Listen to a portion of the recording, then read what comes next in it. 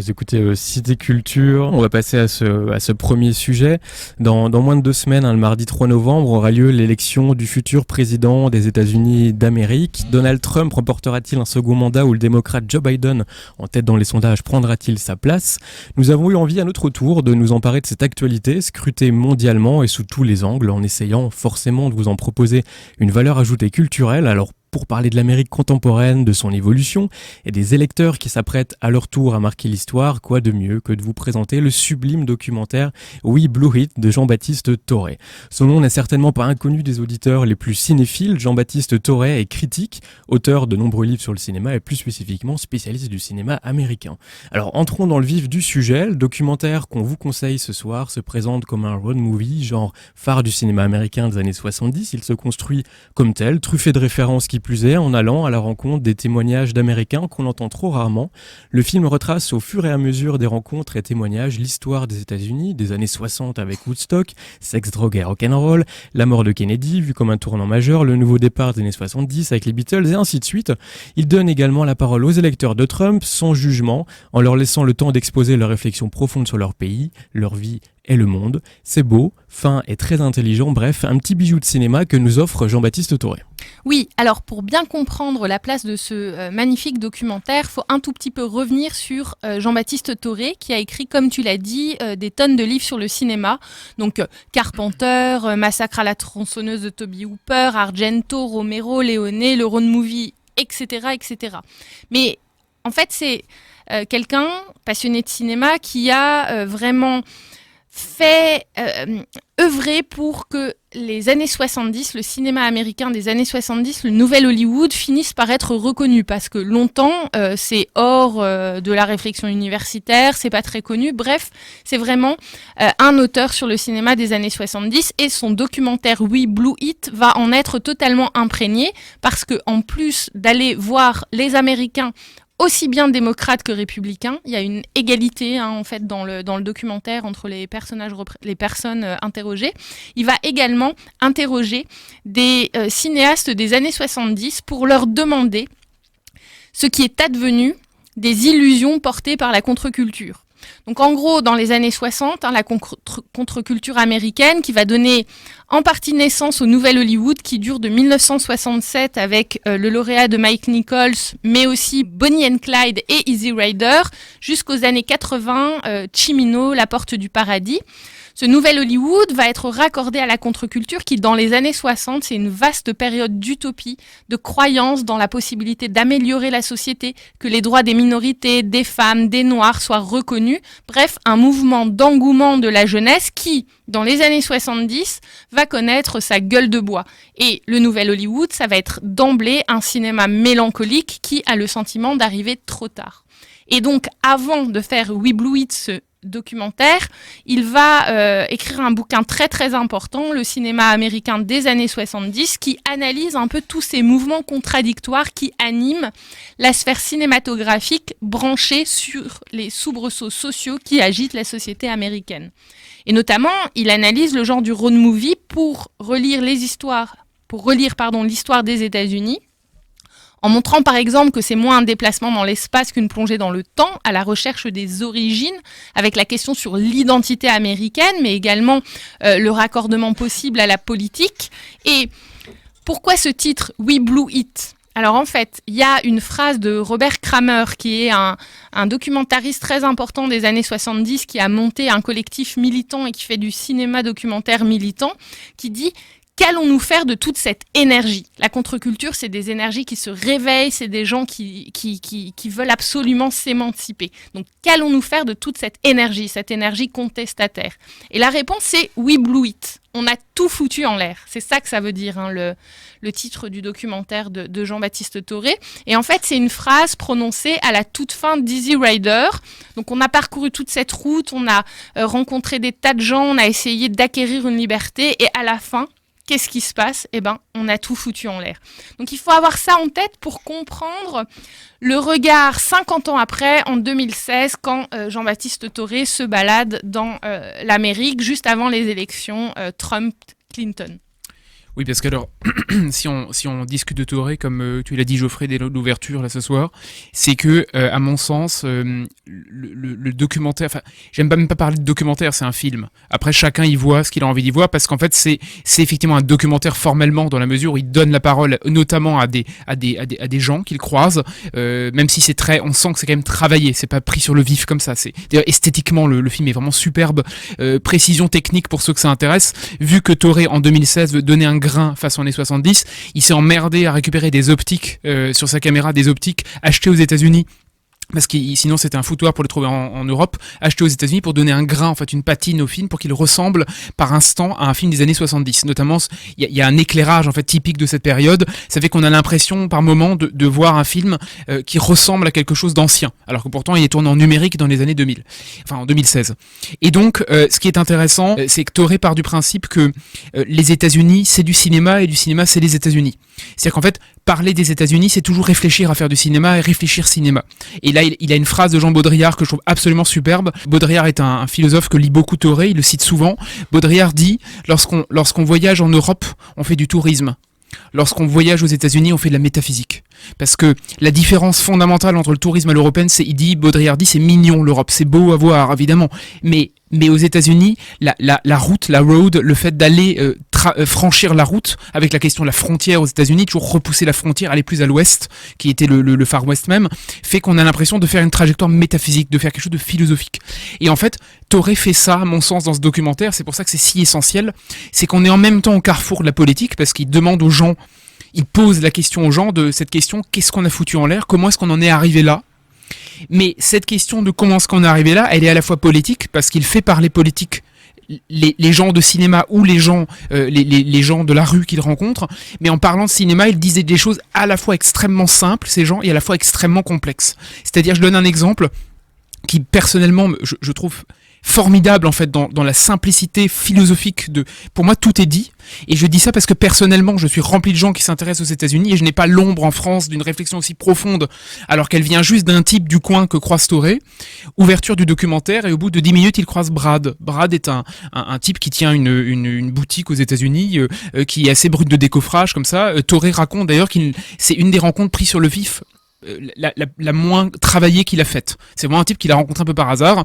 Et donc, il demande un peu à ce type, mais comment est-ce qu'on en est arrivé là? Donc la question se pose. Et en fait, ce type est fascinant parce qu'il dit, déjà sur Woodstock, tout est révélé quasiment de l'illusion de Woodstock. Il dit, moi j'ai fait Woodstock, donc un vrai gauchiste, hein, on a envie de dire vu d'Europe, je veux dire, un vrai type de gauche. Il a fait Woodstock à l'époque, il a fait la révolution parce qu'il voulait choper des gonzesses. Donc son idée c'est l'alcool et les femmes. Ce qui veut dire en gros faire la fête. C'est son quelque part a posteriori c'est ce qu'il retient des folles années 60 et donc de Woodstock qui était emblématique de la contre-culture. Et c'est ce type qui 2 minutes plus tard dans le doc porte un masque à l'effigie de Trump. Parce qu'en fait, et c'est ce que Touré raconte aussi en off, parce qu'il a fait beaucoup de conférences, c'est que Brad lui a raconté que c'était un électeur anciennement de gauche qui aurait voté Sanders aux élections présidentielles et qui a fini par voter Donald Trump. Et en fait, on sent toute cette bascule des anciens gauchistes très attachés à leur liberté individuelle, au sens de défiance contre l'État, etc., qui quelque part ont toujours détesté les républicains dans ce qu'ils pouvaient incarner d'ordre, donc dans cette république, dans cette Amérique conservatrice, mais qui quelque part reconnaissent en Trump un trublion qui leur est pour eux plus une figure d'appartenance qu'autre chose. Et ce qui est magique dans le documentaire de Touré, c'est qu'on allait aux États-Unis en 2016 et en parlant cinéma, il en vient à ausculter et à dire en très peu de temps comment est-ce que l'Amérique est parcourue de ce mouvement trumpien qui se glisse dans une réflexion cinématographique sur l'espace américain. Et moi, personnellement, je trouve ça absolument fascinant. Et je te coupe pour rajouter 2 choses. C'est déjà ne pas croire qu'on a tout foutu en l'air, c'est les années Trump. Hein. Je répète, bien sûr. Tout foutu en l'air, c'est déjà les années 70 et le nouvel Hollywood qui est très mélancolique, on vient trop tard. Et deuxièmement, ça c'est passionnant parce que comme il va voir des personnes qui ont vieilli et qui ont connu dans la fleur de l'âge sexe, drogue and rock'n'roll, Woodstock, la drogue, le sexe, l'amour libre, etc.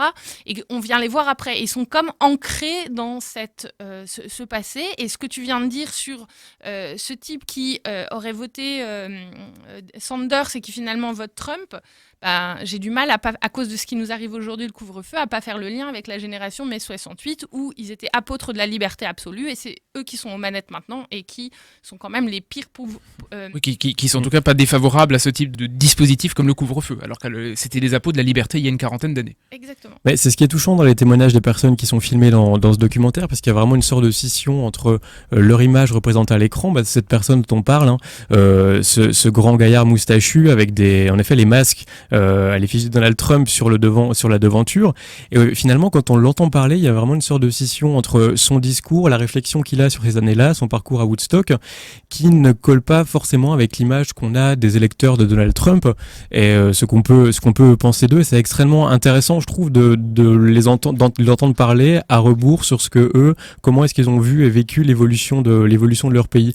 Moi, je trouvais que c'est des images alors c'est peut-être moi, ou en même temps que la représentation qu'on a dans les médias et les autres documentaires qu'on voit habituellement, l'image des électeurs de Trump, elle est extrêmement différente dans ce documentaire et c'est ça que je trouve assez intéressant également dans la manière dont ils sont filmés et dont ils ont été choisis, représentés dans ce documentaire. Je pense qu'ils sont surtout variés parce que là, la personne dont tu parles, en effet, peut-être qu'on l'attend pas à cet endroit-là politiquement, mais on voit aussi d'autres personnes qui sont interviewées, qui sont clairement, enfin dans le cliché de l'électeur Trump. Hein.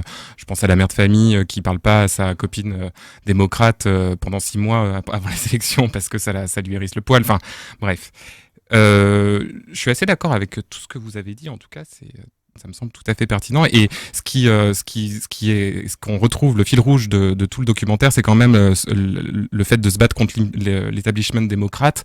Et c'est en ça que justement on arrive à Trump au pouvoir en 2016. Ouais. Je trouve que il y a plein de passages clés, on peut pas tous les passer parce qu'il rencontre en plus Toré un vrai carnet d'adresses entre guillemets, c'est-à-dire vu qu'il fait de la critique et il a publié beaucoup de bouquins et que c'est quelqu'un qui a donné énormément de conférences et qui a fait beaucoup pour le cinéma américain, il connaît beaucoup de gens. Donc il allait voir Toby Hooper, il voit Michael Mann. D'ailleurs pour l'auditeur qui ne l'aurait effectivement pas vu le documentaire, la petite pastille qui clôture presque le film sur Michael Mann, elle est formidable parce que Mann a une caractéristique, il parle très peu. Toujours, il a toujours été comme ça, mais quand il parle, il dit vraiment quelque chose. Et en fait, il dit un truc formidable, moi je trouve. Il dit, c'est quoi les années 80 ? C'est l'arrivée du disco. Ça paraît rien, mais en fait, il est en train de typologiser en 2 secondes ce qui ressemblait avant aux années 60-70, c'est-à-dire cette Amérique qu'on fantasme tous, qui ressemble encore à l'Ouest, quelque chose qui résonne avec la guitare, quelque chose qui résonne avec les espaces, et le disco, c'est l'urbanité, c'est la rue, c'est le citadin, c'est l'arrivée du capitalisme. Et en fait, on voit les années Reagan venir rien que par le disco. Et, je disais tout à l'heure, documentaire quasi métaphysique, il y a quasi philosophique, il y a un moment qui est moi je trouve absolument formidable, et Toré a une vraie conscience de cinéaste. Vers la fin du film, je crois que c'est le dernier tiers, il voit un tenancier dans une espèce de ghost town, une ville fantôme au bord d'une rue, d'une rue paumée. Il y a 4 âmes dans le bled. Il rentre dans je crois que c'est un diner ou un bar, peu importe, et il discute avec le patron. Et le type, en fait, au bout de 2 secondes, lui parle. Pour un Français, c'est presque exotique. C'est un type qui lui parle immédiatement de la Constitution des États-Unis. Presque précisément, il a un article en tête et il parle du droit de je crois que c'est l'amendement. Voilà, exactement, le fait de résister à l'oppression et des choses comme ça. Bref, et donc on sent un type complètement ancré qui a la Constitution à la bouche, ce qui est quand même assez fascinant. Et en fait, ensuite, après l'avoir, on l'a vu, il est cadré en fait au niveau de la taille. On discute, Toré discute avec lui, etc. Et ensuite, je pense qu'il y a un zoom arrière, quelque chose comme ça, et on s'aperçoit qu'il a un flingue en fait sur le côté de son pantalon, donc un flingue comme un cow-boy. Ah oui, et voilà, exactement. Et en fait, pour moi, tout est dit là. C'est-à-dire qu'on s'imagine, et c'est un vrai problème européen, que l'électeur de Trump est forcément un imbécile. Je dis pas par là que c'est pas exotique et bizarre pour nous, mais en fait, on sent quelqu'un qui est campé sur ses 2 pieds avec une culture en fait aux antipodes d'une culture urbaine, mais qui est parfaitement loin d'être un imbécile et qui a une relation vis-à-vis de l'État, vis-à-vis de l'autorité, qui fait qu'il ne peut pas s'empêcher de garder son pistolet comme un Américain pionnier en fait. Et on voit toutes ces contradictions en un plan, juste avec un dézoom où on s'aperçoit de ce pistolet. La manière de cadrer ce type et de le révéler, je la trouve formidable cinématographiquement parlant. Et c'est aussi une grande marque de fabrique du documentaire de Toré, c'est que il ne juge absolument pas. Déjà, le documentaire s'arrête 2 semaines avant les résultats de l'élection et il pouvait très bien mettre en fait ou filmer les électeurs de Trump en folie et puis l'autre camp dépité. Il n'a pas du tout voulu faire ça et donc en fait les gens qui l'interviewent, c'est pour ça que j'insistais sur il y a autant de démocrates que de républicains, il évite de les juger. Par exemple, il y a des super commentaires de Toré qui commentent chaque plan dans le DVD et il explique qu'il aurait pu choisir de d'emblée montrer les flingues du type et tout de suite il est catégorisé, surtout pour un spectateur français. Et ce qui est intéressant, c'est que le documentaire regorge de clichés, mais ce sont les clichés de l'Amérique et par contre il n'y a pas de clichés politiques. Il n'y a pas une vision préconçue, c'est pas un documentaire à charge, c'est aller à la rencontre des gueules américaines, des Américains, où ils en sont en 2016 et voilà. Ouais, et alors pour te rejoindre là-dessus, Nathalie, moi j'ai adoré au-delà de ce qui est dit, ce qui est montré. Je trouve que c'est absolument magistral et même moi j'ai presque préféré les plans où il y avait personne qui parlait, où rien n'était dit, parce que ça en disait beaucoup plus long sur l'Amérique et enfin en tout cas pour moi, ça me parlait beaucoup plus que ce qui pouvait être dit par les différents intervenants. Et j'ai eu l'impression de me retrouver dans une quasiment une carte postale, mais une vraie, enfin sans l'image d'Épinal, quoi. C'est pas faux. On est vraiment dans l'Amérique profonde, avec la station-service qui est à moitié déglinguée. Et c'est pas un décor de cinéma, quoi. C'est vraiment ce qui se passe et ce que c'est l'Amérique. Et ça me permet de dire aussi que du coup, tu l'as dit déjà, Guylain, mais esthétiquement parlant, le film, il est magistral du début à la fin. Il y a des plans absolument splendides toutes les 5 minutes. La photographie est excellente. Et il y a notamment 2 plans dont on peut parler. Enfin, moi, il y en a 2 qui m'ont énormément marqué. Le premier, c'en est un à peu près à la moitié du film où il y a une caméra qui est posée sur le capot d'une décapotable. Il y a un mec qui la conduit avec un énorme cigare dans la bouche. Westcote, il roule non mais oui, il roule sur une rue avec des palmiers, avec un coucher de soleil. Et cette image est juste purement esthétiquement, elle est juste splendide, j'ai trouvé. Oui, c'est Fred Williamson, je crois, l'acteur de Black Caesar, qui est juste ouais, je crois, ouais, c'est ça.